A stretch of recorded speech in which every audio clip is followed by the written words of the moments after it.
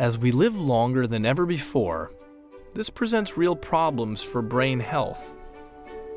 Diseases like Alzheimer's and Parkinson's attack our brain tissue, and with it, who we are. But in the same way that your environment and behavior shape your brain when you're younger, they're just as important in your later years.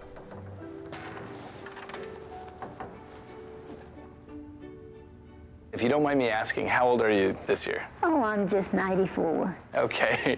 For how long have you been here? Well, I've been in the convent over 70 years. Do people live until their 100s or something We here? had one I know that went over 100. How was she doing cognitively at that age? She was very smart. She was very smart, okay. She sure wasn't. She didn't miss anything. Great. Quite alert. Across the U.S., more than 1,200 nuns, priests, and brothers have been taking part in a unique research study exploring the effects of aging on the brain.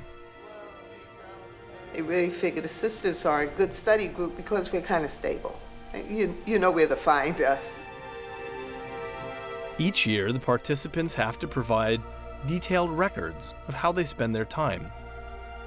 They also commit to extensive physical, genetic, and cognitive tests. And it doesn't end there. When I first heard about the study, I said, well, even after I die, whatever I'm contributing can still go on. After they die, all the participants will give up their brains. My staff in Chicago is on call 24 hours a day, 7 days a week. When someone dies in New York, they call us. The researchers carefully examine the brains for the telltale microscopic evidence of age-related brain disease. They're looking to establish links between brain degeneration and cognitive performance. But the first set of results was entirely unexpected. When we first started publishing it, a lot of people were surprised. It turned out that nearly a third of the brains tested had characteristic signs of full-blown Alzheimer's. When I fall on my knees.